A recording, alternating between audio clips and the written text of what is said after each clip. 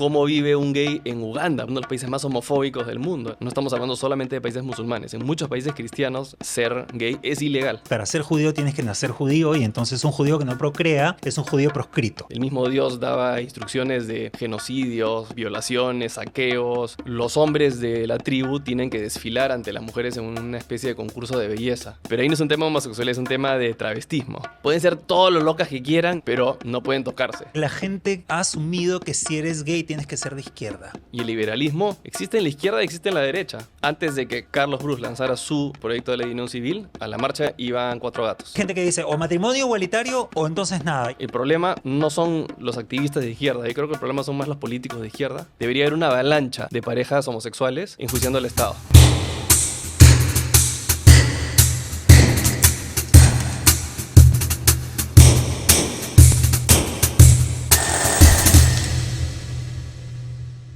Hola, yo soy Javier Ponce y esto es Ausencia Cultural. Hoy tenemos un gran invitado, una persona realmente inteligente, brillante y con el cerebro muy bien amoblado.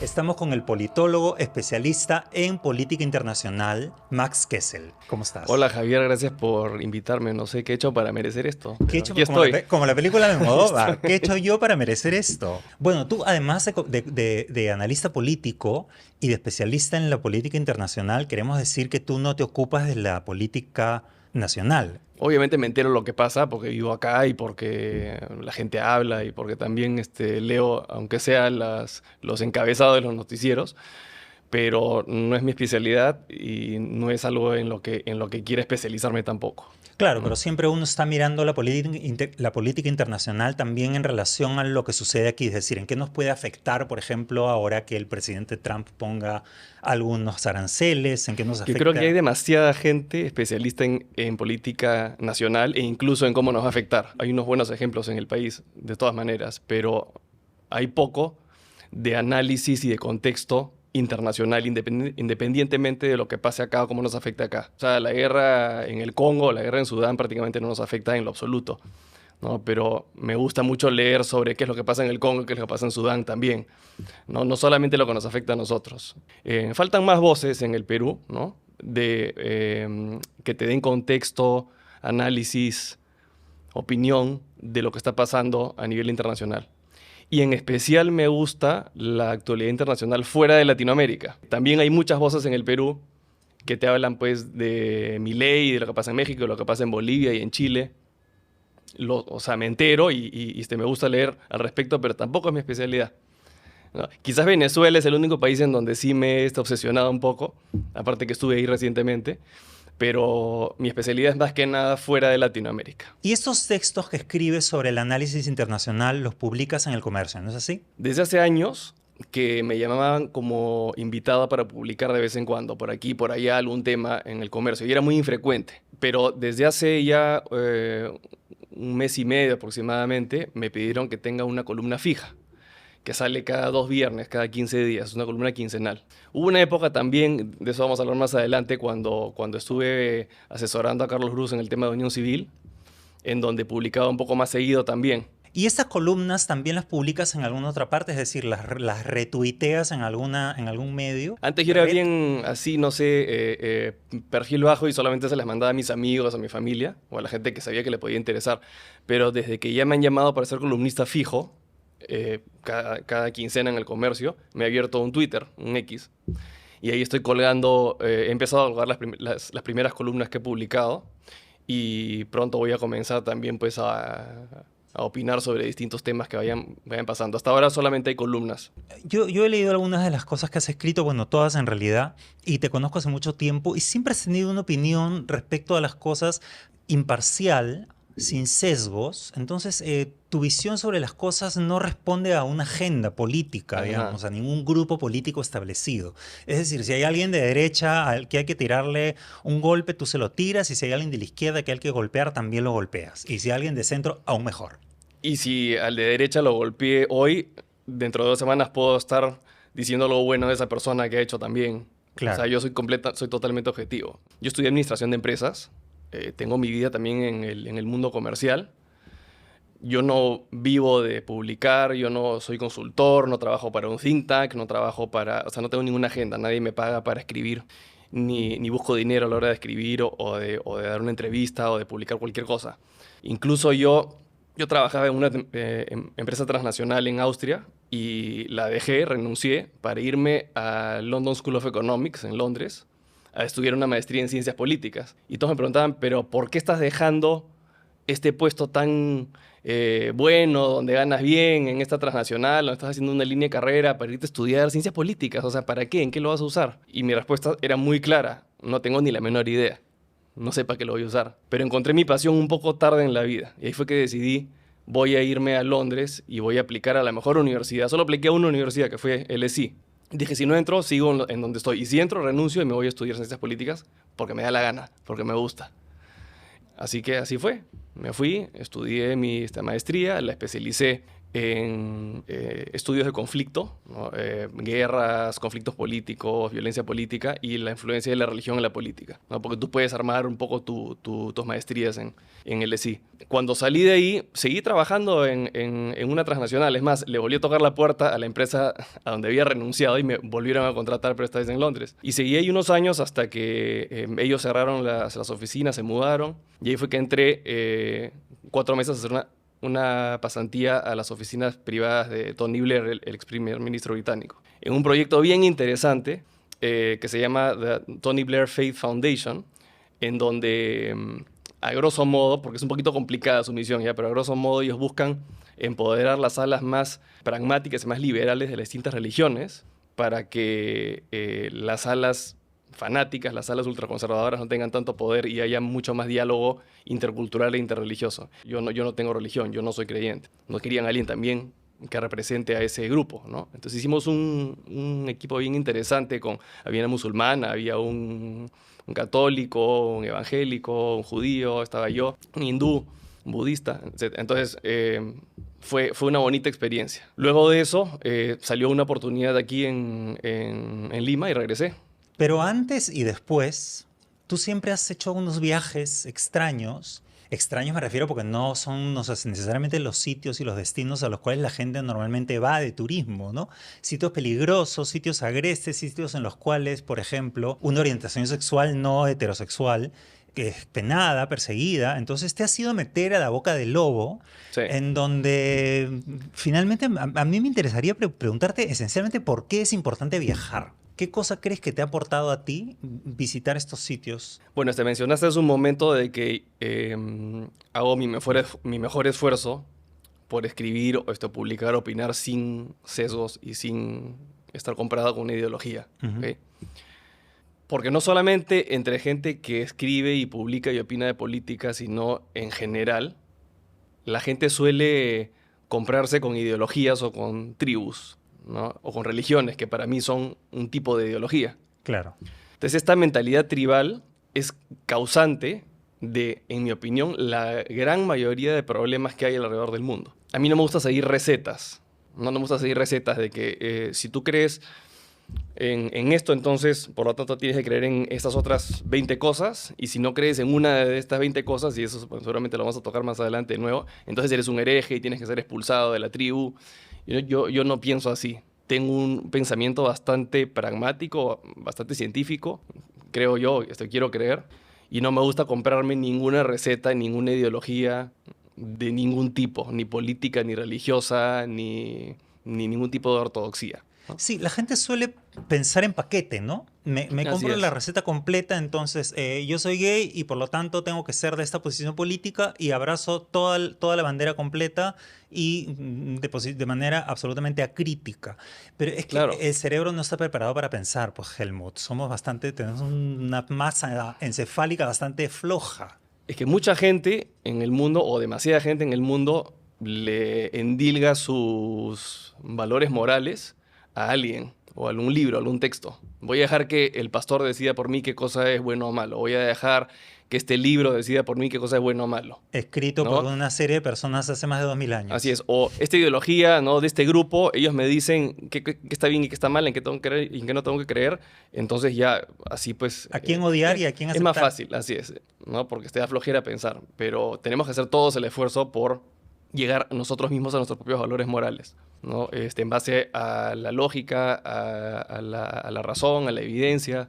a los derechos de las personas, ¿no? Por eso soy también un humanista secular. Claro, fundador de la Sociedad Secular Humanista, junto con Víctor García Belaúnde, Así es. en el que propone una visión y una lectura crítica de la realidad, ¿no es así? El humanismo secular propone de que tú puedes vivir en sociedad de manera ética, de manera moral, sin necesidad de religiones, sin necesidad de relaciones divinas. Esa fue la idea de la Sociedad Secular Humanista que se funcionó por unos años, ahí la tuvimos que disolver porque se politizó demasiado, justamente se partió prácticamente en dos tribus. Yo ya me retiré de la Sociedad Secular, pero sé que Víctor Andrés está haciendo algunos esfuerzos por relanzarla. Pero, claro, en el tema gay, por ejemplo, que tú has mencionado, yo, siendo gay además, creo en los derechos para los homosexuales. Y estoy de acuerdo en el 98% de lo que se estipula en cuanto a derechos para la comunidad LGBT. Hay ciertas cosas en las que no estoy de acuerdo. Por ejemplo, no estoy de acuerdo en que deba ser legal hacer operaciones de cambio de sexo para menores de edad. No estoy de acuerdo, por ejemplo, que una mujer trans que ha transicionado de adulta compita en deportes de esfuerzo o de velocidad con otras mujeres. Son unas cosas mínimas que me parece que son bastante lógicas y que se pueden discutir dentro de la comunidad LGBT y podemos llegar a consensos y decir, ok, ya, ¿hasta dónde llevamos la ideología? ¿No? ¿Le hemos empujado demasiado lejos o no? Pero se ve mucho últimamente que ese tipo de discusiones no son permitidas, justamente por la mentalidad tribal ortodoxa, en donde uno tiene que estar de acuerdo en el 100%. Son opiniones que hacen más ruido de la cantidad de gente que son. Claro. Te van a tildar de hereje, te van a tildar de traidor, te van a tildar de que eres un homofóbico, un transfóbico, cuando estás de acuerdo con ellos en el 90% de las cosas, ¿no? Y eso lo ves en religiones, en ideologías de todo tipo. ¿Por qué crees que existen 500 millones de iglesias evangélicas? Hereje, te expulso, ¿no? Yo fundo mi propia religión y así. Entonces, ese tipo de mentalidad hace mucho daño. Te diría yo que el lugar en donde más se puede ver esto y donde más daño está haciendo la mentalidad tribal y la mentalidad ideológica es en el Medio Oriente, ¿okay? En el conflicto entre israelíes y palestinos. Se combinan ideologías nacionalistas con ideologías religiosas, con fanatismo tribal, todo en uno. Es la tormenta perfecta. La culpa es del fanatismo ideológico que hay en ambos lados. Por un lado, tienes a Hamás. ¿No? Estamos hablando de lo que está pasando ahora. ¿Okay? Es un culto de muerte en donde, por palabras de ellos mismos, aprecian más la muerte que la vida. Famosas son las madres de Hamás que tienen hijos para criarlos, para entregarlos a Hamás para que sean soldados o para que se revienten en algún ataque suicida. Y desean la muerte de sus compatriotas. Y Hamás no quiere la paz, no busca la paz. Lo que Hamás quiere es toda la tierra, desde el río Jordán hasta el mar, para los palestinos. Es decir, Israel tiene que desaparecer y los judíos se tienen que ir de ahí. En este momento Israel tiene el gobierno más ultraderechista que ha tenido en toda su historia. Son fanáticos religiosos, están convencidos de que Dios les regaló esa tierra hace 4000 años y lo que quieren es toda la tierra desde el río Jordán hasta el mar Mediterráneo. Solamente para los judíos, los palestinos se tienen que ir de ahí. Entonces son ideas que son mutuamente excluyentes. No puede coexistir la ultraderecha israelí con Hamás. No pueden coexistir porque ambos quieren toda la tierra para su tribu. Cuando en realidad la mayoría de los palestinos y de los israelíes no les importa que la otra tribu viva al lado en un estado propio y solamente quieren vivir en paz y quieren que los dejen en paz. La mayoría de gente piensa así, pero de alguna manera los partidos de Dios en ambos lados encuentran la forma de hacerse del poder. Ellos sí han dicho abiertamente que quieren expulsar a todos los palestinos, todos los árabes palestinos de Gaza y de la ribera occidental. Expulsar a gente de su tierra es un tipo de genocidio también. Entonces, uno se alimenta del otro. Si desaparece Hamás, desaparece la necesidad de un Netanyahu y de un Bezalel Smotrich y de la ultraderecha israelí. Claro, como la Iglesia Católica y el diablo. Exacto. Se necesitan. ¿No? Y si no hubiera una ultraderecha israelí que quiere expulsar a todos los palestinos de sus tierras, tampoco habría necesidad de un Hamás. Entonces, eso, sabiéndolo Netanyahu, eso, es que él por años ha facilitado que Hamás se mantenga y siga recibiendo dinero. La única manera de llegar a la paz en el Medio Oriente, bueno, en Israel y Palestina, es marginar a estos grupos del poder y que el pragmatismo del pueblo israelí, de la mayoría, y del pueblo palestino vuelva a surgir. porque la gente en su día a día no es fanática. La gente es mucho más pragmática de lo que uno piensa. Imagínate que yo detestara a los chinos, ¿no? Pero mañana viene un ciudadano chino y me quiere alquilar un departamento que lo tengo vacío hace 6 meses y me quiere pagar buena plata. ¿Qué le voy a decir? No, no te lo voy a alquilar porque eres chino. No, se lo alquilo, firmo un contrato con él y probablemente me termine siendo amigo de él al final porque es buen cliente, es buen pagador, es buena persona. Ay, mira, me cae bien el chino. Pero el discurso que te pone en el poder va a seguir es. siendo antichino. Por eso te digo, en realidad Exacto. yo siento que ahí ni siquiera ninguna de las dos partes creen en su Dios ni en nada de lo que están diciendo, sino simplemente ese es el discurso que les permite todavía conservar el poder. Sí, o sea, logran manipular las masas para eso. Pero las masas, en el fondo, y el ser humano en el fondo, es menos fanático de lo que parecería ser, porque si no, no podríamos vivir en sociedad. Yo cuando firmo un contrato con alguien, no le estoy preguntando que si es de derecha, de izquierda, liberal, conservador, fujimorista, por esa razón, y porque no todo el pueblo israelí, no todo el pueblo palestino es igual de fanático que la ultraderecha israelí o que jamás, es más, la mayoría no lo son. Yo sí creo de que algún día puede llegar la paz cuando coincidan, cuando se alineen los planetas. No hablas teóricamente, sino tú has estado en uno de tus primeros Así es. viajes, que tú vas justamente a Israel, Palestina y Jordania. Sí. ¿No? Es uno de tus Sí, primeros viajes. ahí regresamos al tema de los viajes que me preguntabas, ¿no? No suelo citar a San Agustín muy seguido, pero él dijo una cosa muy sabia, ¿no? Dijo, el mundo es un libro y el que nunca ha viajado solamente ha leído una página de ese libro. En mi vida yo nunca he sido gastador, nunca me he comprado un montón de cosas y todo, pero lo que he ganado gracias a mi trabajo, la gran mayoría lo he invertido en viajar. Y una de las cosas que aprendí antes de viajar ahí fue cuando viajé a Egipto, cuando viajé a Irán, que fueron uno de mis primeros viajes exóticos, entre comillas, y me di cuenta, yo en ese momento era creyente todavía, ¿no? Yo tenía 21 años aproximadamente, yo todavía creía, nunca fui fanático, nunca fui así de ir a misa todos los domingos, pero creía. Y me di cuenta que la gente en Irán y la gente en Egipto creía en sus propios mitos, en sus propias... Versiones de lo divino. Así es, tenían sus propias concepciones de la moral, ¿no? Y creían en todos estos mitos, tradiciones, y de ahí, cuando fui a Asia, ¿no? Decía, bueno, acá hay gente que no es cristiana, que nunca en su vida ha escuchado de Jesucristo, y si yo veo pues a una mujer buena, que toda su vida ha hecho el bien, que toda su vida se ha dedicado a hacer el bien a los demás, ha vivido pues, por su familia, ha criado bien a sus hijos, etcétera, en la Mongolia exterior. Y nunca en su vida ha tenido la oportunidad, no ha tenido la suerte de haber nacido en un país cristiano. ¿Por qué se va a ir ella al infierno? ¿Por qué va a arder ella en las candelas del infierno y yo, porque tuve la suerte de nacer en el Perú y haber sido bautizado católico, si me voy a ir al cielo? No tiene sentido. Las creencias nuestras y las creencias de ellos son mutuamente excluyentes, entonces alguien tiene que tener razón o no. Entonces ya llegué a la conclusión de que, bueno, nadie tiene razón y todo es inventado, Una ¿no? invención. Todo es una invención y lo único que se puede comprobar es para lo que hay evidencia, ¿no? Sin embargo, tu comportamiento, que es un comportamiento tolerante, no siempre ha sido bien entendido, no siempre ha sido bien recibido. O sea, sé que en Afganistán tuviste que salir huyendo de ISIS, ¿o no? No, eso es un poquito, está un poquito floreado eso de ISIS. Sí es cierto de que fui a Afganistán, me tuve que vestir como un local, dejarme la barba larga, no para que piensen que soy local, porque no aparento ser local, pero por respeto a ellos me dijeron vístete como ellos y déjate la barba como ellos y actúa como ellos, aunque se den cuenta que eres extranjero. Un dato bien interesante. Estábamos en una heladería y había un tipo que, según nuestro guía improvisado que teníamos, que era un chibolo de 19 años que trabajaba en el hotel y que nos preguntó, oigan, ¿tienen guardias armados o no? No tenemos. Pero entonces, ¿cómo van a salir a la calle? Ya? Y pidió unos días libres para ser nuestro guía. Este chico nos dijo, ese señor que los está mirando mal es de ISIS por la forma como está vestido. Mejor nos vamos de acá. Y este señor de ISIS se estaba comiendo su helado, igual que nosotros en esta heladería. Me tragué el helado lo más rápido que pude y nos paramos y nos fuimos y nos miró con una cara. Yo creo que si se hubiera terminado el helado, estaba tan feliz con su helado que no se paró a perseguirnos porque si no lo habría hecho.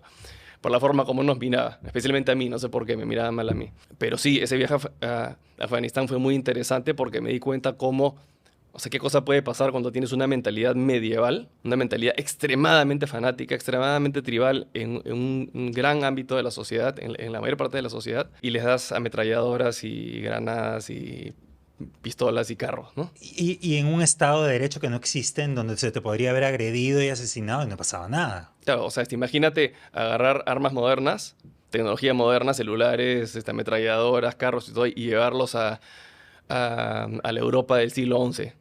Y mencionaste Israel y Palestina. Ese fue el viaje que me hizo dejar de ser creyente, curiosamente.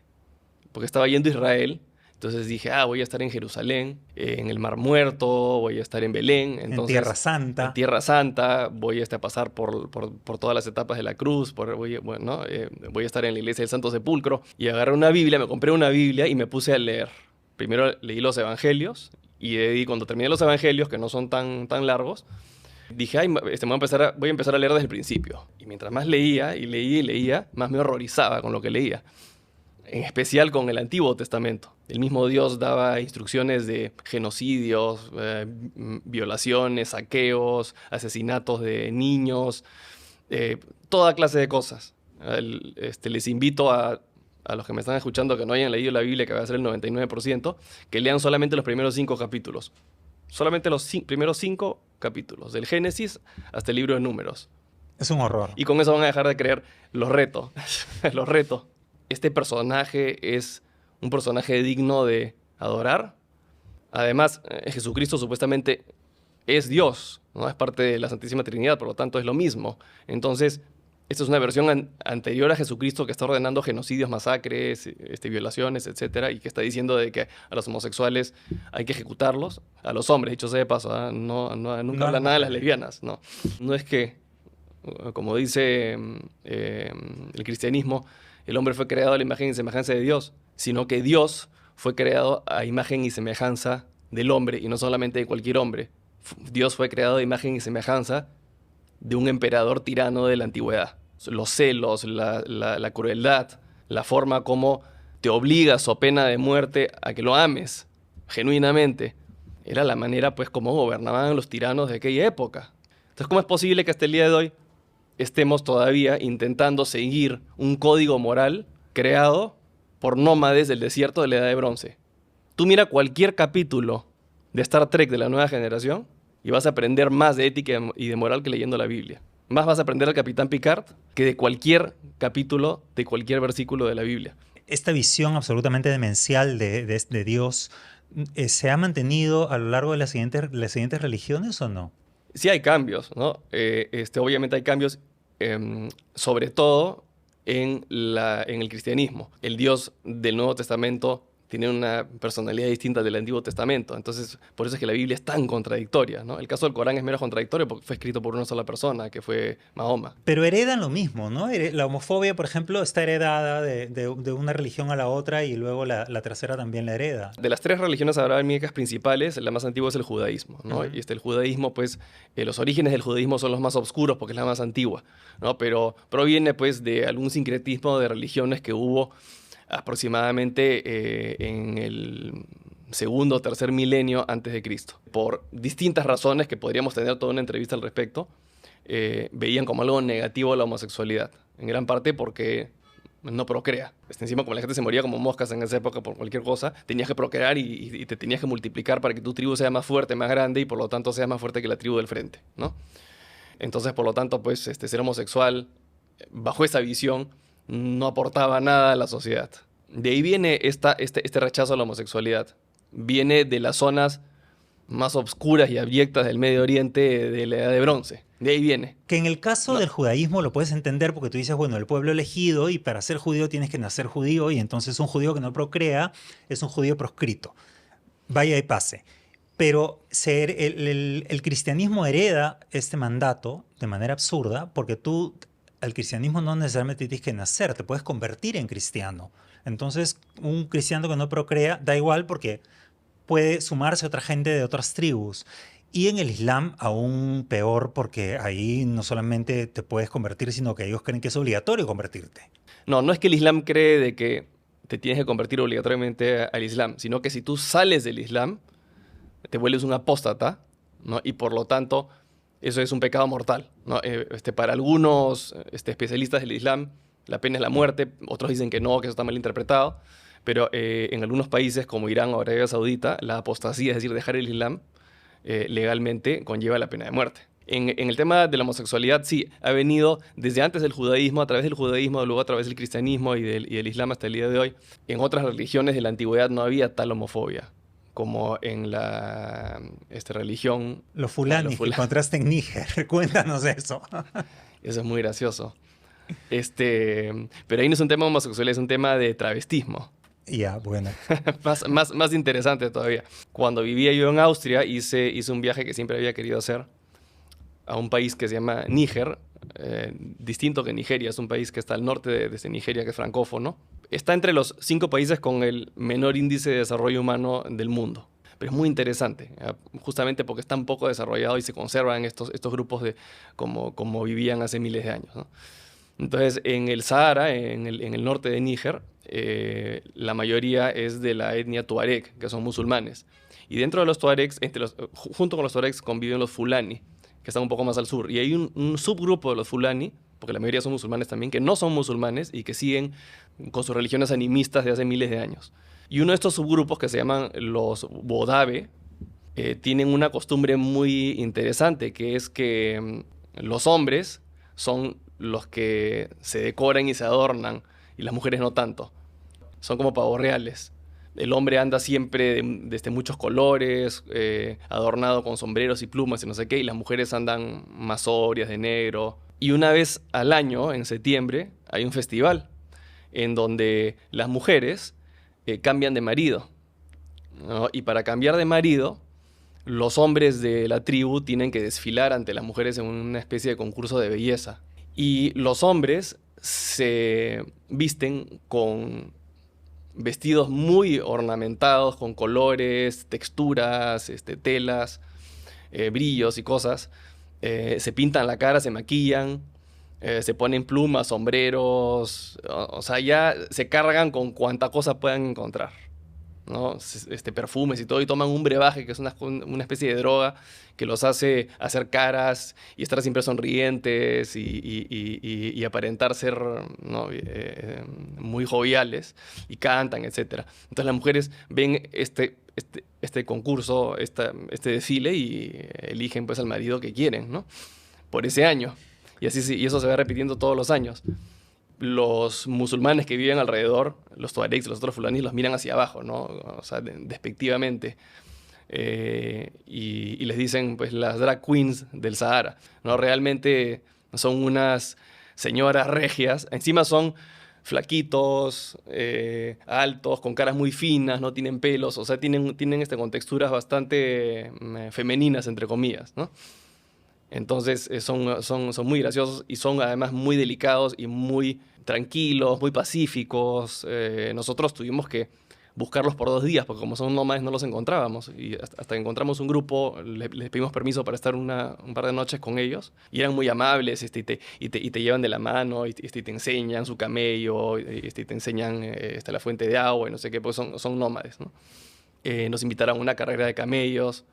Muy, muy interesante, la verdad. O sea, digamos que nosotros lo interpretamos como travestismo, pero para ellos es algo natural, ¿no? Claro. Pero los árabes, los tuaregs que viven al lado, sí lo ven como un travestismo. Como travestismo, claro. Exacto, ¿no? Entonces los miran así como que hacia abajo. No saben qué hacer con la plata. Tú les plata o sea, se la ponen de sombrero porque no saben qué hacer con la plata.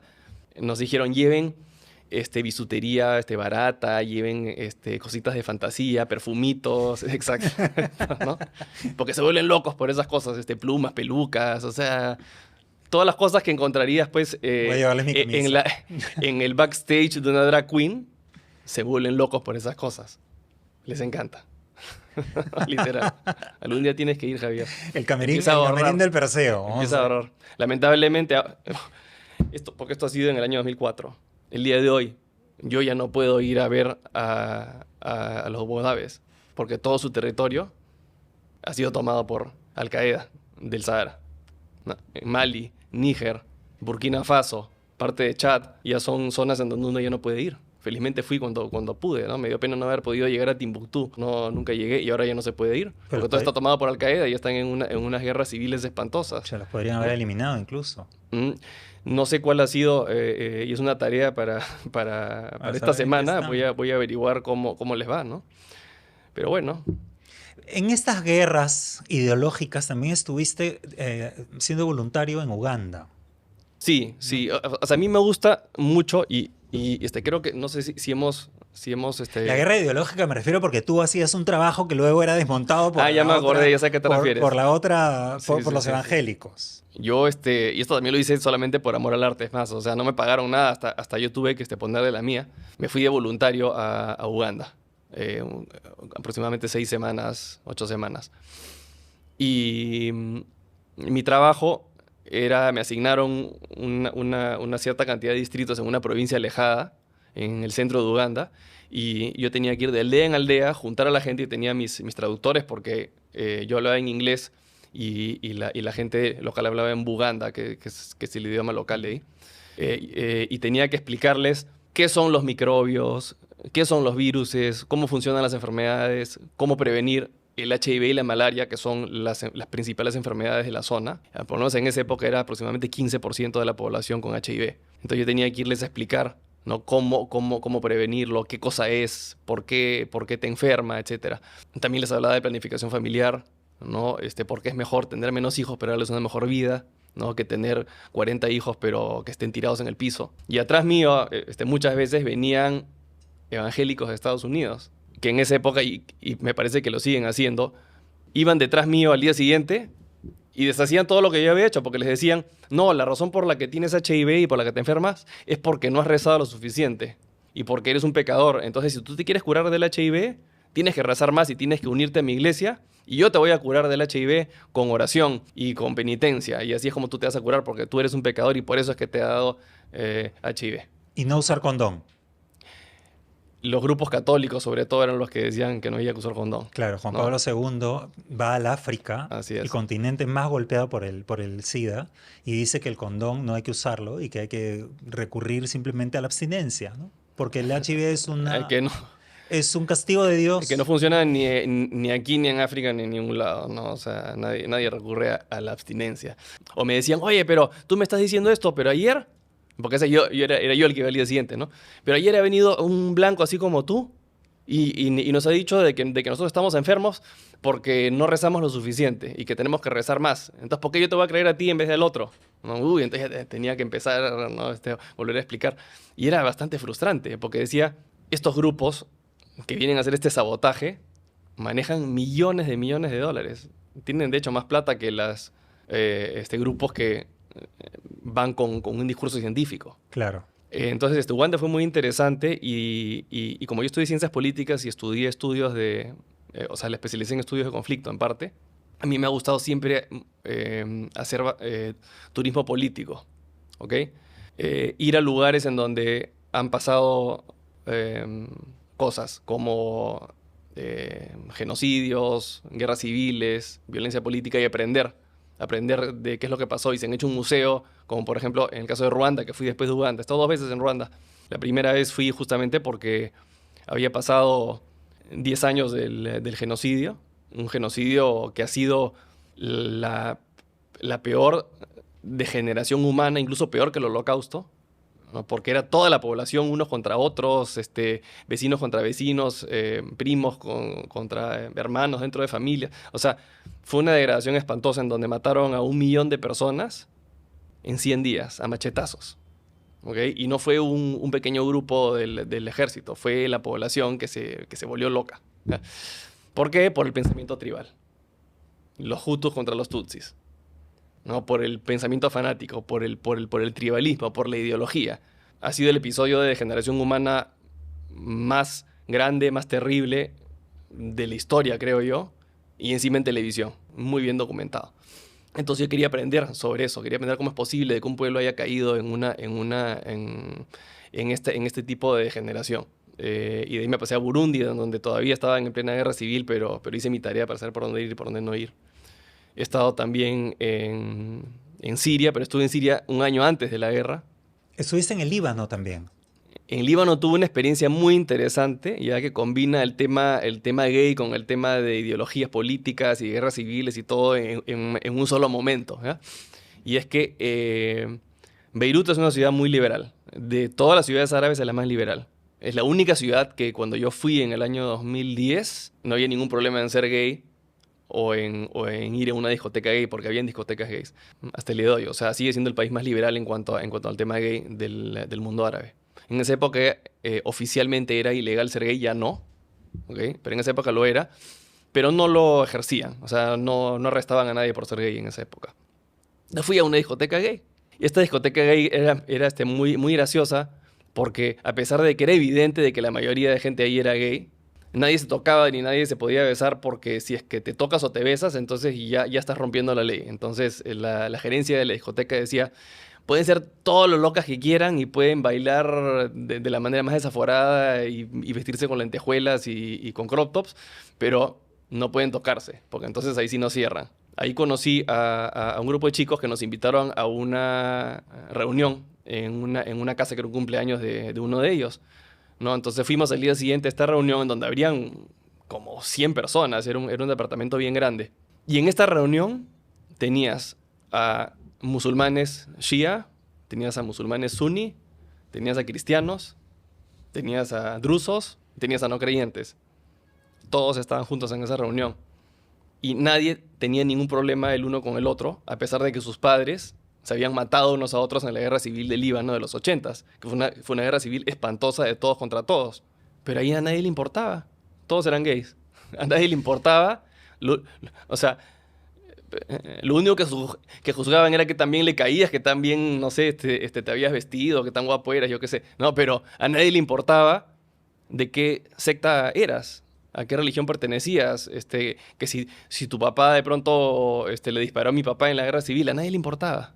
La Bueno, gente ya siendo gays dejó, estaban todos fuera de cualquiera de esas ideologías. así Ninguna de es, esas ideologías los incluía, pues. porque ser gay, y esto también me pasó a mí, ¿no? Y es un proceso que tiene cada uno, pero yo también pienso de que esta parte de los viajes, el aceptarme como gay me ayudó muchísimo para poder dejar atrás un montón de normas y de formas rígidas de pensar sobre cómo debe ser la sociedad, sobre la moral, sobre todas esas cosas que no aplicaba a mí.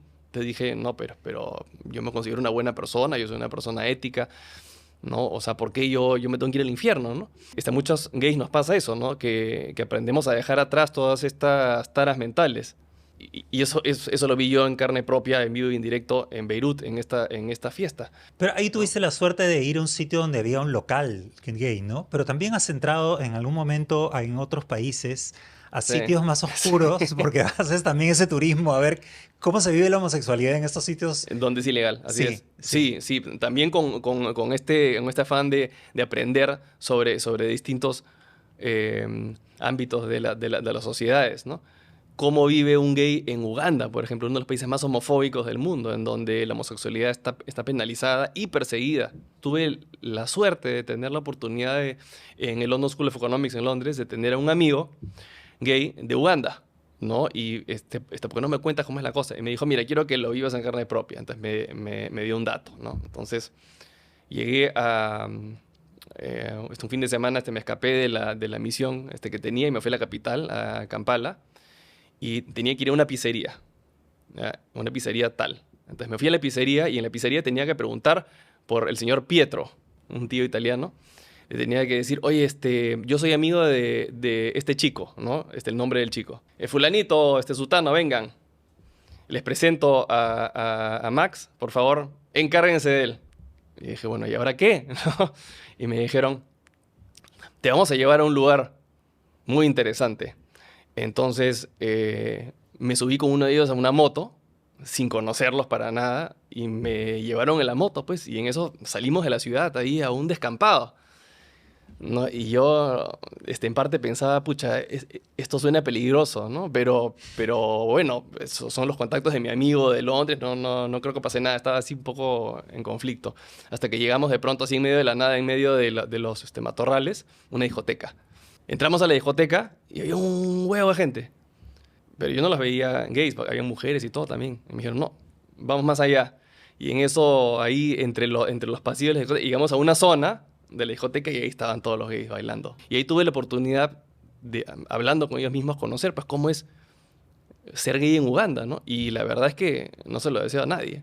A pesar de que creemos de que el Perú es muy atrasado y muy homofóbico y todo, tenemos mucha suerte de haber nacido acá y no en Uganda.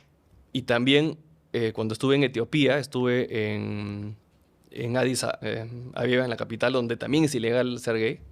Ambos países cristianos, Uganda y Etiopía. Ambos países cristianos. No estamos hablando solamente de países musulmanes. En muchos países cristianos, o de mayoría cristiana, ser gay es ilegal. Conocimos a otro italiano, dicho sea de paso. No, parece que los italianos están, o sea, se conoce todos los secretos de la vida gay de África en países donde es ilegal. Y el italiano nos dijo, bueno, tienen que ir a este bar que se llama Queens, ¿no? Pero tienen que tener cuidado porque entre los gays están mezclados los ladrones y los prostitutos y no sabes cuál es cuál. Madre.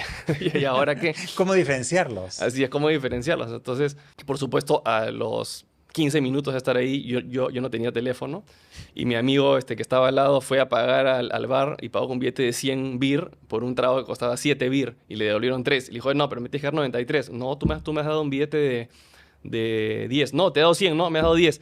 Mira, ¿sabes qué? Vámonos de acá. Ahí sí no tuve tanto... Esa no fue una experiencia tan enriquecedora como la de Uganda, donde sí pude conversar, ¿no? Ahí sí llegamos y nos desvalijaron. Bueno, eso también te enriquece, ¿no? Te da una visión de cómo una cuestión marginal también tiende a ser aprovechada por la delincuencia. Así es.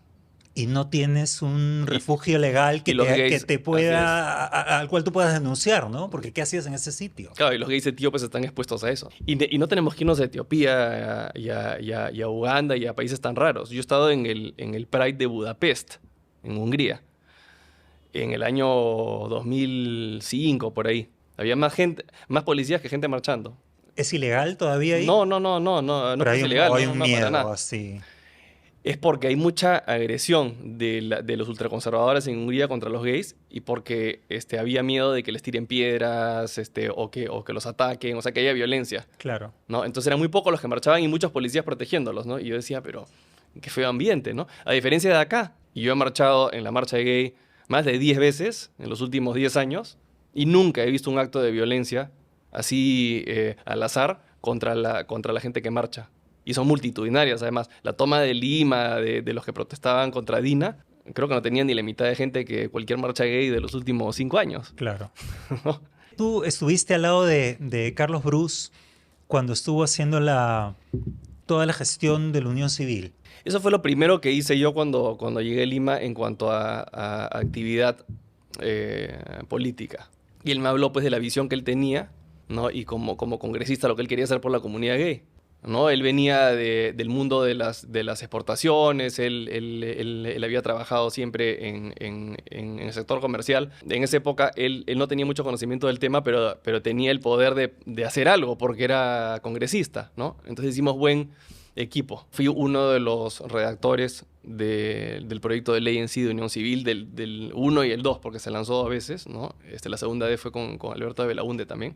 ¿Qué cosa se logró? Porque no se logró finalmente que pase al pleno, pero ¿cuáles fueron los logros de toda esa gestión, que fue una gestión titánica? Mira, antes de que Carlos Bruce lanzara su proyecto de ley de unión civil, a la Marcha del Orgullo en Lima iban 4 gatos. ¿Por qué? Porque a la mayoría de gays y de amigos de gays o les daba vergüenza, no quería que los vean en televisión, no querían que les tomen fotos, entonces no atraía mucha gente. Sale la ley de unión civil de Carlos Bruce y las marchas se empiezan a multiplicar de una manera exponencial, año tras año. El primer año nomás que salió el proyecto de ley, la marcha, pues, no sé, se quintuplicó. Y eso, ¿no? A pesar de que entonces, políticamente, digamos, no se logró. Es que sabíamos que no se iba a lograr. Sabíamos de que en todo país, sobre todo en un país como el Perú, si tú lanzas un proyecto de ley de derechos para homosexuales, la primera vez no va a pasar y la segunda no va a pasar, pero lo que queríamos era poner el tema sobre la mesa, claro, hacer mucho ruido.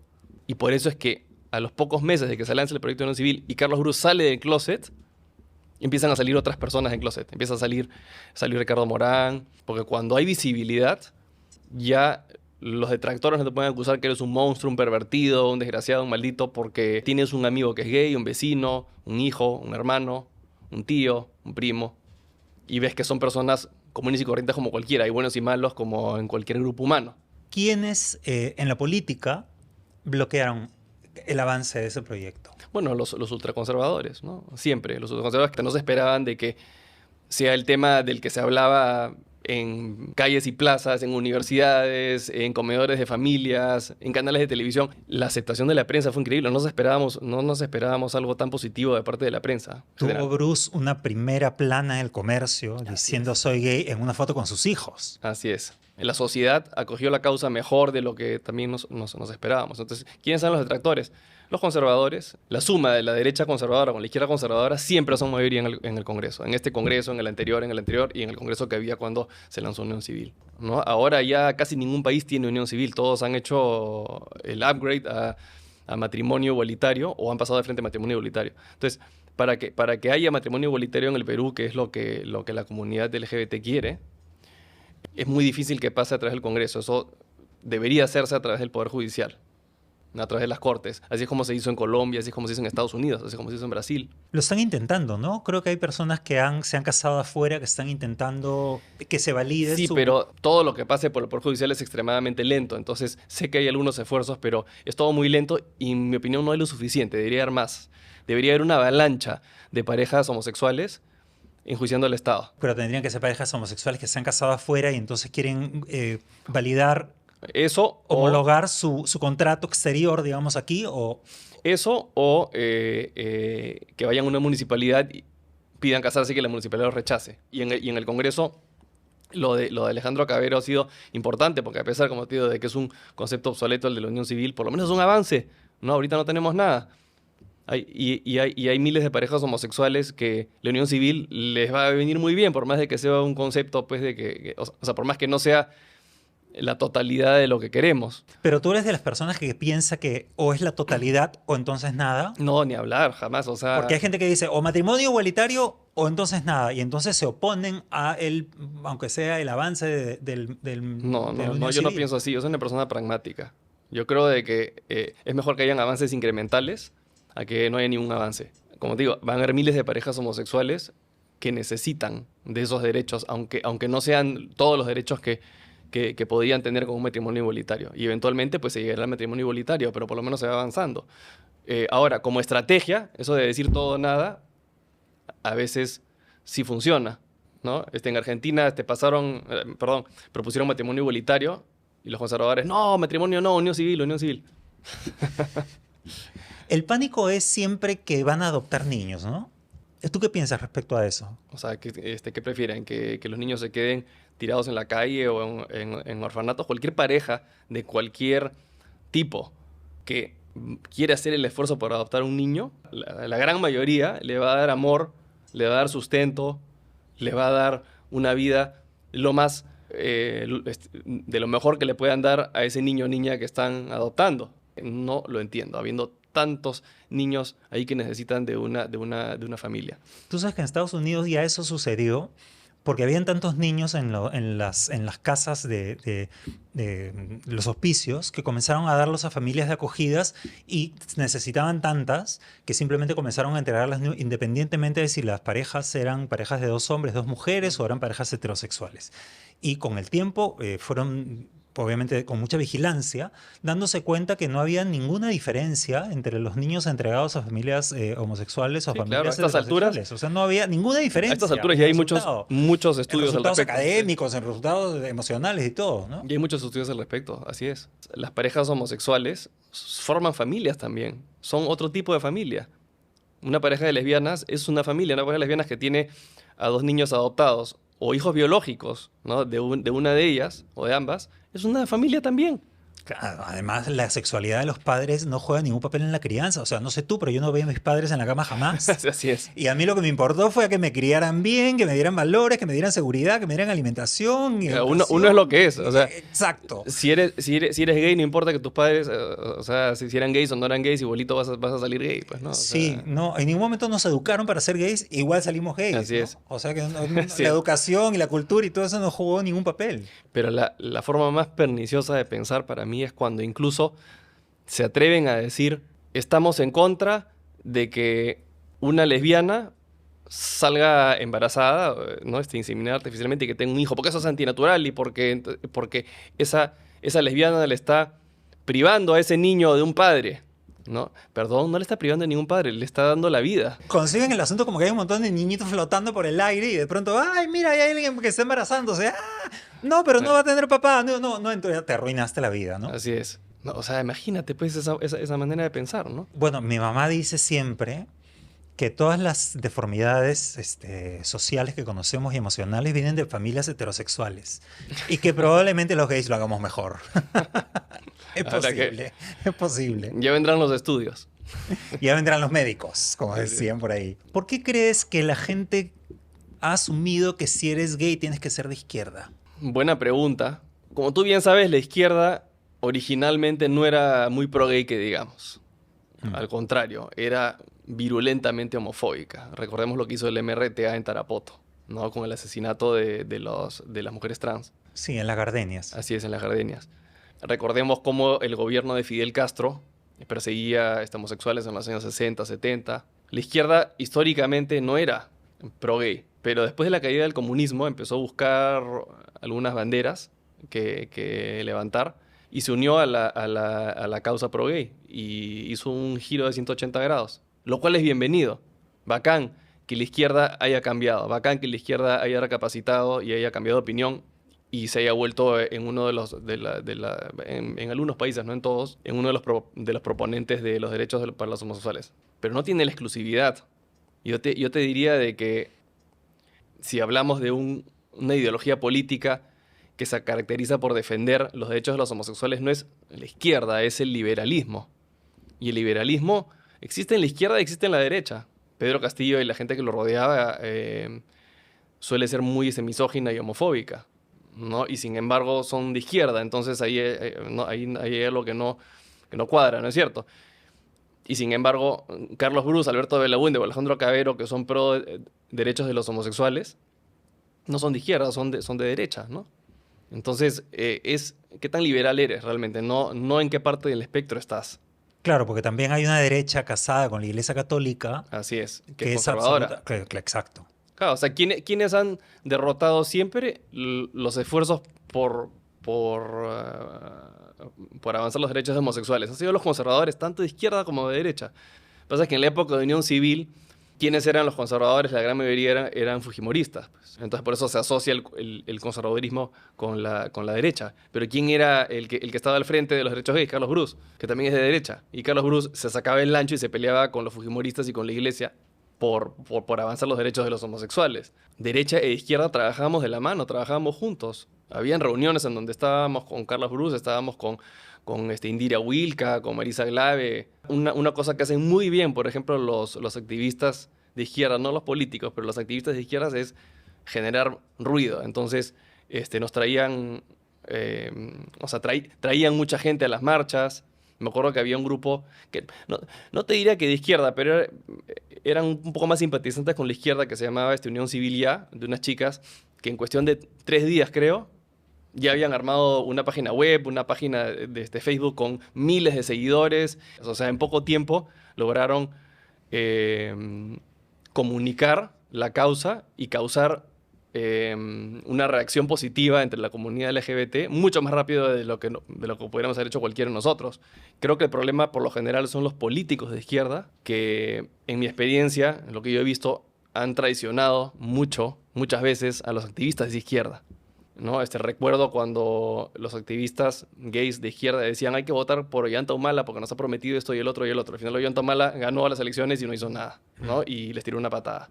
hay que votar por Pedro Castillo porque Keiko se opuso a nuestros derechos. Bueno, y Pedro Castillo terminó siendo peor. Y muchos políticos de izquierda que son pro derechos gays y pro derechos de las mujeres se fueron pues de la mano con Pedro Castillo, ¿no? Que es, no, que es la antítesis de los derechos para los homosexuales. Yo haría una gran diferencia entre los políticos y los activistas, ¿no? Pero lo ideal es que los liberales trabajemos juntos, ya sea de izquierda o de derecha, ya sean creyentes o no creyentes. Cuando trabajamos todos juntos para poder avanzar los derechos de los homosexuales, se hace mucho más. Cuando nos volvemos puristas y empezamos a perseguir herejes, es cuando todas las causas fracasan. Así es. Así es. Me quedo con eso, con trabajar juntos, tanto los de la derecha como los de la izquierda, los del centro, pero efectivamente los liberales. Tenemos que sacar adelante las cosas. Muchísimas gracias. Y los pragmáticos, diría yo, más que... Porque también el liberalismo lo puedes interpretar como una ideología cerrada. Hay muchos liberales que dicen, no, oye, tú piensas así, tú piensas 1% distintamente, por lo tanto tú no eres liberal. Te diría hasta la gente pragmática. Y si uno es pragmático, y si uno tiene pensamiento científico, por lo general eres más liberal que conservador. Sí. Sí, por lo general. Definitivamente. Sí. Muchísimas gracias. Ha sido un placer inmenso conversar contigo una vez más. Esta vez frente Gracias, a cámaras, Javier. Pero siempre, Max, es un placer hablar contigo. Gracias, Javier. Vamos a decirles que si quieren ustedes saber más de estas y otras historias, pueden ustedes buscarlas en Crónicas Maricas. Si están en Lima, está en cualquier librería, pero si están afuera de Lima, la pueden encontrar, la pueden ordenar por Busca Libre, o si no, también si lees en versión electrónica, está en Amazon. Así es que hemos estado una vez más con Sabino Álvarez en la producción y con Miguel Horna en los controles en Metro Studio. Max, un placer inmenso estar contigo. Gracias, Javier, por la invitación. No, muchas gracias. Y nos vemos la próxima semana. ¡Chao!